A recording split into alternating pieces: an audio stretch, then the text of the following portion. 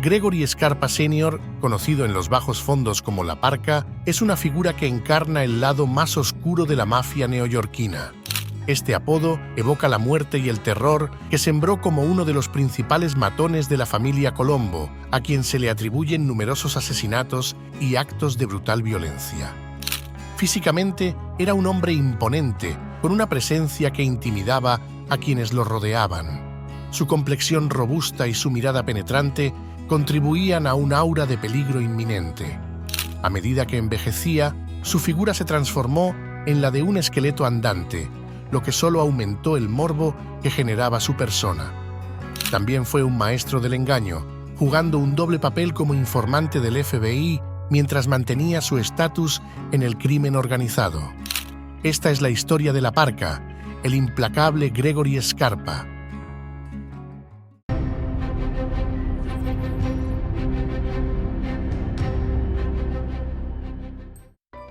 A comienzos del siglo XX, Italia era un país desbordado por el caos. Las dificultades económicas se extendían por todo el territorio, desde los campos de cultivo abandonados hasta las fábricas desmoronándose por falta de inversión.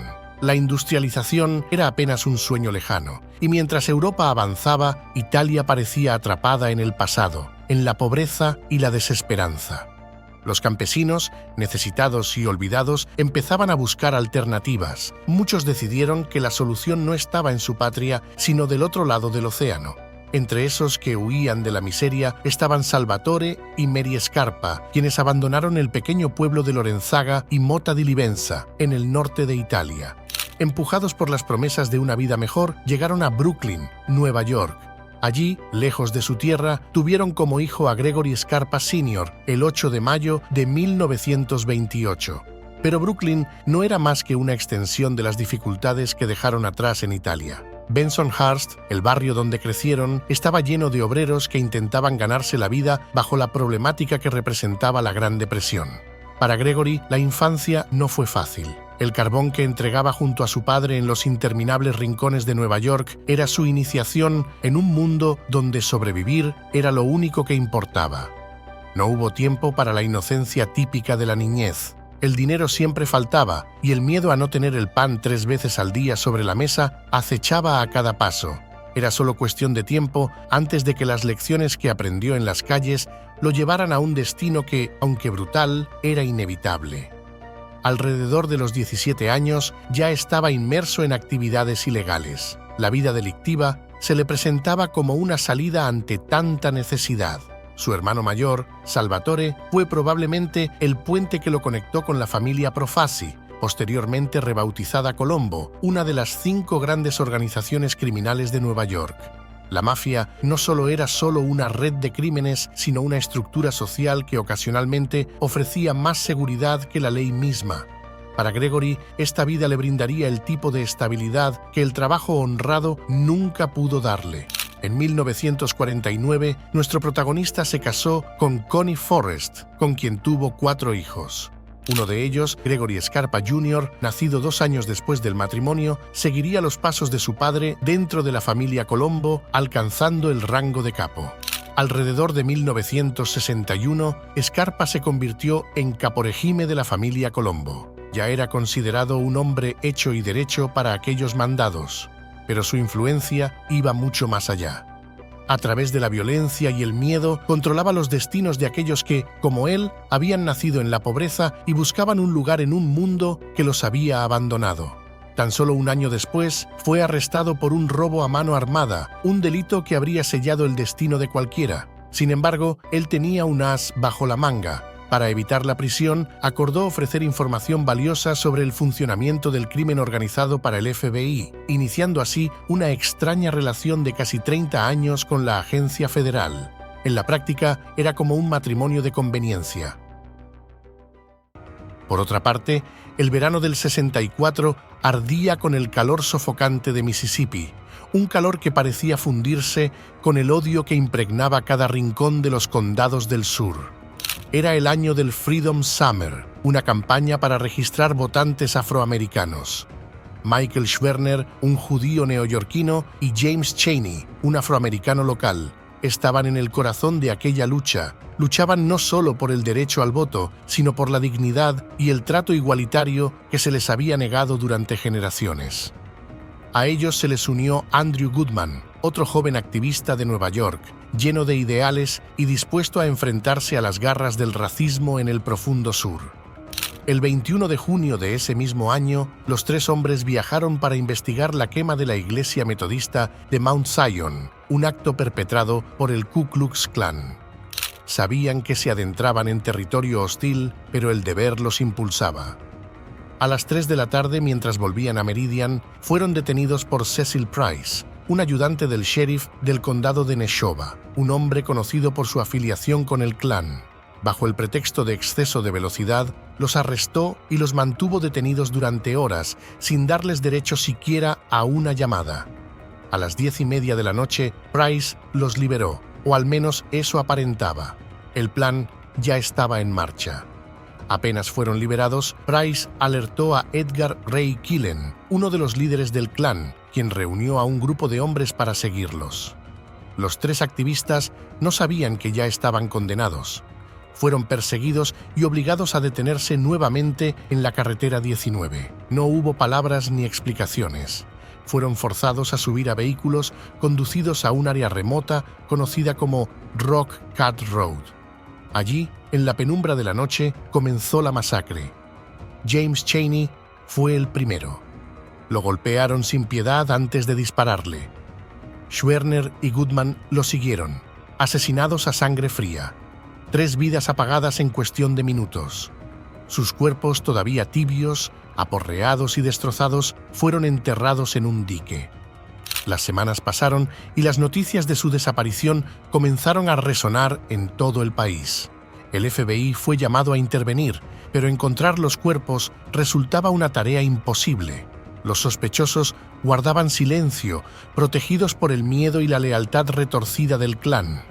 La agencia, desesperada por resolver el caso y bajo la presión pública, recurrió a un hombre cuyo nombre infundía terror en Nueva York: Gregory Scarpa. Él fue reclutado por el FBI en un intento de arrancar la verdad a los miembros del Klan.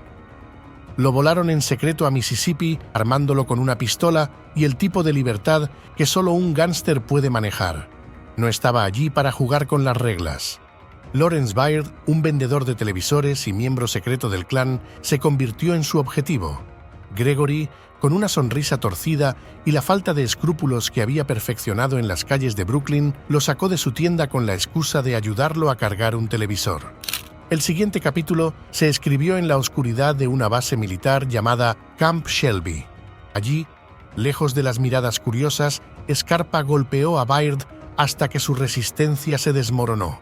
Le metió el cañón de una pistola en la garganta, forzándolo a revelar lo que nadie más había podido sacar: la ubicación de los cuerpos.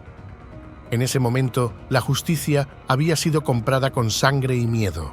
Los cuerpos de Schwerner, Chaney y Goodman fueron finalmente desenterrados el 4 de agosto, tras 6 semanas enterrados de forma casi improvisada. La historia oficial del FBI nunca confirmó del todo la versión del matón, aunque tampoco la negó. A veces, la verdad en esos círculos era más maleable que la ley. Algunos afirmaban que la información había llegado por otros canales, que un patrullero de carreteras había obtenido los detalles de una fuente anónima.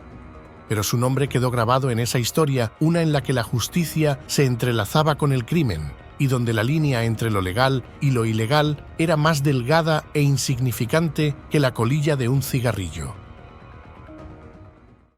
Scarpa regresó a Nueva York, pagado en efectivo por sus servicios. Un héroe en las sombras para algunos, un monstruo para otros. Lo cierto es que su vida personal era tan caótica como su carrera criminal.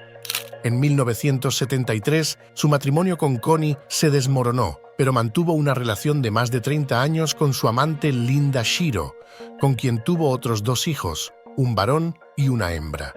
Gregory Scarpa era un hombre elegante, siempre bien vestido y cargando miles de dólares en efectivo. Era un maestro en el arte de los sobornos, comprando voluntades con la facilidad con la que respiraba. Propietario de varias propiedades en Brooklyn, Staten Island, Las Vegas y Singer Island, su poder no se limitaba a los suburbios de Nueva York. Mientras paseaba por los rincones más exclusivos de Manhattan, su apodo La Parca resonaba entre los círculos del crimen. No solo porque dejaba un rastro de cadáveres a su paso, sino porque tenía una costumbre macabra. Dejaba el número 666 en los buscapersonas de sus víctimas, una firma de muerte. Algunos también lo llamaban sombrerero loco, aunque los orígenes del apodo no son muy claros. Él, además de asesino a sueldo, era un empresario del crimen. Sus actividades abarcaron desde el juego ilegal hasta la extorsión, el narcotráfico y, por supuesto, el asesinato. Era el propietario del Wimpy Boys Social Club, un local donde no se hacían negocios, se decidían destinos. Bajo su mando, la familia Colombo creció en poder y brutalidad, con algunos de sus miembros más influyentes ascendiendo dentro de su tripulación. Ante todo, Gregory siempre supo jugar el juego como pocos. No era un simple matón de los Colombo, en absoluto. Era mucho más que eso. Se trataba de un hombre de dos caras, y el FBI lo sabía muy bien. Aunque su relación con la agencia comenzó casi 20 años antes, no fue hasta la década de los 80 que todo tomó un giro más retorcido. En el verano de 1980, Lindley DeVecchio, un agente ambicioso del FBI, se convirtió en su contacto directo. ¿Quién mejor para vigilar a los criminales que uno que ya estaba metido en la candela? DeVecchio tenía claro que, para infiltrarse en la mafia, había que abrazar la suciedad de ese mismo sistema, y eso significaba hacer tratos con tipos como La Parca, un hombre que mataba sin pestañear, pero que sabía cuándo darle un cálido apretón de manos al enemigo. Para ese momento, el gángster de los Colombo había estado en silencio, sin tener contacto con el FBI durante algunos años, pero la oferta de DeVecchio fue irresistible. Era un acuerdo que prometía protección frente a la justicia a cambio de jugosa información. Aunque claro, esa información siempre estaba teñida de sangre y mentiras. A lo largo de 10 años, Scarpa le siguió el juego, ofreciendo datos que, a veces, parecían poco más que habladurías callejeras. Pero eso no importaba, porque lo que realmente lo mantenía fuera de la cárcel era la amistad que había forjado con DeVecchio. Le daba dinero, joyas, incluso regalos extraños como aquella famosa muñeca Cabbage Patch Kids, reconocidas por su individualidad al no existir dos iguales dentro del mercado. Pues una de ellas terminó en manos de la hija del agente. Los demás agentes empezaron a murmurar, a preguntarse qué tan cerca estaba DeVecchio de aquel monstruo neoyorquino al que todos temían. Pero nadie hacía nada, porque en el fondo todos sabían que los dos se necesitaban. Los Colombo, por su parte, también empezaron a sospechar. Era extraño cómo él, a pesar de estar involucrado hasta el cuello en delitos graves, seguía esquivando las balas de la justicia con suma facilidad. Cuando en 1985 lo acusaron de una importante estafa con tarjetas de crédito, el ruido fue aún más fuerte. Los federales exigían una pena de prisión ejemplar, una de esas que dejaría claro que ni siquiera los peces gordos podían escapar, pero entonces DeVecchio entró en acción. En un memorando dirigido directamente al juez, enumeró cada una de las valiosas contribuciones de Gregory al FBI. Como si los cadáveres que dejó en el camino no importaran, como si los millones que estafó no fueran más que un mal necesario para mantener la ley en equilibrio. Y el juez, tal vez cegado por esa lista de supuestos favores, lo condenó a 5 años de libertad condicional y una multa de $10,000, una miseria para alguien como él. Así fue, no lo sentenció siquiera a un día tras las rejas. Los Colombo no tardaron en conectar los cabos sueltos. La sentencia era ridícula, una bofetada en la cara de todos los que alguna vez se habían visto arrastrados por los sucios negocios de Scarpa, y fue entonces cuando algunos comenzaron a preguntarse si no estaría trabajando directamente para el gobierno. Pero en ese mundo, donde la desconfianza era la única moneda constante, el silencio también era parte del juego. En las reuniones secretas, La Parca seguía sonriendo y fanfarroneando delitos como si no tuviera nada que temer. Tal vez sabía que, pase lo que pase, ese ser encubierto le seguiría cubriendo la espalda. Y tenía razón. DeVecchio se había convertido en algo más que un simple contacto. Era su protector a capa y espada, su cómplice. Las cenas en casa de Gregory eran frecuentes. Entre plato y plato, entre risas y vasos llenos de buen licor, los secretos de la mafia se mezclaban con las estrategias del FBI. Pero no todos en la oficina de De Vecchio compartían ese entusiasmo. Algunos agentes, incómodos por la cercanía de su compañero con el criminal, empezaron a informarlo a sus superiores. El problema era que, en este juego de poder y traiciones, nadie estaba limpio. Scarpa no solo ofrecía información, también manipulaba, jugando a ser el amigo de todos mientras movía las piezas en su propio tablero. Y así, durante más de una década, él continuó navegando en las aguas turbias de la mafia y el FBI, siempre con una mano en la sangre y la otra en la justicia. Mientras los federales le pagaban $158.000 por sus servicios, él seguía robando, extorsionando y, por supuesto, asesinando. Lo que nuestro protagonista jamás imaginó es que su verdadero enemigo vendría en forma de una aguja contaminada. Todo comenzó en 1986, cuando su cuerpo, dañado por años de excesos y violencia, le jugó una mala pasada. Una úlcera perforada lo llevó de emergencia al Victory Memorial Hospital, en Brooklyn. Como cualquier hombre acostumbrado a controlar cada aspecto de su vida, la parca desconfió del banco de sangre del hospital. Él, un hombre que manejaba millones y vidas, no iba a aceptar sangre de desconocidos. Su familia y amigos cercanos fueron los encargados de donar, garantizando así, creía él, su seguridad. Entre los que ofrecieron su sangre estaba Paul Mele, un tipo fuerte, musculoso y a simple vista sano. Lo que ni él ni su familia sabían era que Mele, un culturista que inyectaba esteroides, había contraído el VIH al compartir agujas sucias, y así, con cada gota que fluía por las venas de Scarpa durante la transfusión, su destino cambió para siempre. El virus se instaló en su cuerpo sin que él lo supiera, un enemigo invisible que poco a poco iría destrozando al hombre que, hasta ese momento, parecía indestructible. Pasaron los años y su salud empezó a deteriorarse. La primera excusa fue simple, creíble: cáncer, un diagnóstico que no levantaba demasiadas sospechas entre sus compañeros del crimen. Después de todo, ¿quién iba a cuestionar a un hombre como él?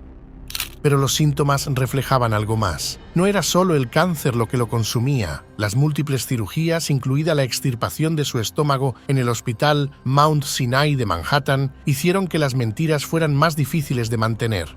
Los rumores corrían, pero nadie se atrevía a decirlo en voz alta. Gregory Scarpa, el implacable asesino, moría lánguidamente de SIDA. Con todo ello, para 1990 había sobrevivido más de lo que cualquiera hubiera esperado. Pero su vida estaba lejos de ser la de un héroe. Más bien, era la de un villano que había aprendido a usar el sistema a su favor. Un sistema que, en última instancia, había resultado tan corrupto como él. Durante aquellos días, el aire en Brooklyn era denso, cargado de una calma inquietante que presagiaba lo inevitable. Los disparos que resonaban en los callejones ya no sorprendían a nadie, y las guerras internas entre los clanes mafiosos habían convertido cada esquina en un campo de batalla. En el centro de este caos estaba Gregory. Para él, la lealtad era un arma de doble filo. Había servido a Carmine Persico, el jefe de la familia Colombo, durante años. Pero la lealtad que lo había elevado a las alturas del crimen organizado también lo colocaba en la mira de quienes buscaban usurpar el poder. Víctor Orena, un hombre ambicioso, creía que Persico ya no podía liderar la familia desde la cárcel. Los días de Persico, según Orena, estaban contados, y a su juicio era él quien debía sentarse el trono. Era una guerra por el control, pero también por el orgullo, y como en cualquier guerra, había hombres que tenían que caer. El 21 de junio de 1991, Orena casi se convirtió en uno de esos hombres. Un grupo de asesinos lo esperó frente a su casa, bajo las órdenes de Sessa, un consigliere que había traicionado sus lealtades a Persico. Pero Orena, con una suerte irónica que parece sonreírle a los criminales más despiadados, escapó por poco de las balas que estaban destinadas a silenciarlo para siempre. Así comenzó la Tercera Guerra de los Colombo, una que dejaría una estela de cadáveres en su camino y que cambiaría para siempre el equilibrio de poder dentro de la familia. Orena no tardó en contraatacar. Envió a su hermano Michael y a los hijos de este, Michael y William, a Brooklyn con una misión clara: eliminar a los leales a Persico. Las calles se llenaron de cadáveres que desaparecían tan rápido como aparecían. Se habla de 15 hombres, tal vez más, que simplemente se esfumaron sin dejar rastro, tragados por la violencia. Pero el sistema, tan corrupto como las almas de los hombres a los que intentaba condenar, pronto perdió las pruebas. Las armas desaparecieron, y con ellas cualquier rastro de justicia que pudiera haber existido. Mientras tanto, la guerra no perdonaba a nadie. En noviembre de 1991, Scarpa y su familia fueron emboscados. Conducía por Brooklyn su hija y su nieto en el coche de atrás, cuando dos vehículos se detuvieron frente a ellos. Los sicarios saltaron de sus autos con las armas en alto, listos para terminar con la vida de la parca. Pero él, quien conocía el arte de escapar de la muerte violenta y anticipada, no iba a ser atrapado tan fácilmente. Pisó el acelerador y arremetió contra cualquier cosa que se interpusiera en su camino. Los disparos resonaron, aunque él logró escapar, dejando tras de sí una estela de caos y vehículos destrozados. La venganza es un ciclo interminable, y Scarpa no era un hombre que perdonara fácilmente. Durante semanas, recorrió la avenida buscando a los hombres de Orena, a aquellos que habían osado poner en peligro a su familia. La rabia que lo consumía era palpable y los hombres caían bajo su ira, ya fuera por equivocación o por delación. Uno de los primeros en caer fue Thomas Amato, un soldado de la familia genovese. Un error fatal, pero uno que no lo detendría bajo ningún concepto. Rosario Nastasa, Vincent Fusaro y James Malpiso fueron los siguientes. Las calles, una vez más, se tiñeron de sangre. La guerra se prolongó durante varios meses más. 70 hombres fueron condenados, entre ellos algunos de los miembros más leales de ambas facciones. Pero las condenas, las cadenas perpetuas y los juicios no hacían más que alimentar la sed de poder de aquellos que seguían libres. Tanto Persico como Orena pidieron ayuda a la Comisión de la Mafia, pero ésta se negó a intervenir. Para ellos, la familia Colombo ya no merecía su lugar en la comisión. Tal vez era mejor que se destruyeran entre ellos, o tal vez, en el fondo, la comisión simplemente disfrutaba observando cómo los hombres se devoraban vivos en su interminable búsqueda de control. En 1992, Scarpa decidió demandar al hospital donde había recibido aquella fatídica transfusión. Era casi irónico, un hombre que había vivido toda su vida al margen de la ley, reclamando justicia en los tribunales. Alegaba negligencia y el sistema le dio la razón, otorgándole un acuerdo de $300,000. Pero ni todo el dinero del mundo iba a salvarlo. Su cuerpo, desgastado por la enfermedad, se debilitaba cada día más. Ese mismo año, Orena fue condenado por chantaje y asesinato. Recibió 3 cadenas perpetuas y 85 años más. Pero la sentencia de Orena no fue el final de la justicia. Más de 50 soldados y asociados de ambos bandos fueron encarcelados. Y la familia Colombo quedó reducida a su mínima expresión, apenas 75 miembros, una sombra de lo que alguna vez fue. La guerra había destruido más de lo que cualquiera había previsto. Para Scarpa, sin embargo, la guerra solo había servido para reafirmar lo que ya sabía. En este mundo, solo el más despiadado sobrevive. Ese año fue detenido por cargos federales de crimen organizado, incluidos 3 asesinatos, pero su estado de salud lo salvó de ser encarcelado de inmediato. Lo confinaron en su casa con un dispositivo de monitoreo electrónico, como si eso pudiera contener el peligro que representaba. Para diciembre de ese mismo año, la amenaza de su debilidad física no lo detuvo. A pesar de estar bajo arresto domiciliario, cuando su hijo Joey fue amenazado por 2 mafiosos de la familia Lucchese, Michael De Rosa y Ronald Moran. Por supuesto, la parca decidió que no habría tregua. En lugar de tomarlo con calma, se levantó de la cama, el cuerpo ya demacrado y los ojos apagados, y condujo hasta la casa de De Rosa. Allí, la ley del más fuerte volvió a manifestarse. Disparó a De Rosa sin dudarlo, un acto reflejo de la brutalidad que lo había definido siempre, pero las balas vuelan en ambas direcciones. La respuesta fue más fuego y él, por primera vez, fue alcanzado de manera definitiva. Una bala le perforó el ojo. La vida, que tantas veces había manipulado a su antojo, le devolvía el golpe. De alguna manera, En un gesto tan macabro como el propio Scarpa, vertió whisky en la herida antes de buscar atención médica. A su modo, trataba de demostrar que el dolor físico no lo derrotaría. Las autoridades, sin embargo, no pudieron ignorar lo que había hecho. Se acabó el arresto domiciliario, era hora de enfrentarse a la jaula que, al final, siempre había estado esperando. El tiempo en prisión no hizo más que acelerar su decadencia. En 1993, tras haber finalizado la Tercera Guerra de los Colombo, Gregory ya estaba irreconocible. Era las sobras del hombre que una vez fue. Raquítico, ciego del ojo debido al disparo que recibió poco antes, pero aún se aferraba a la vida criminal.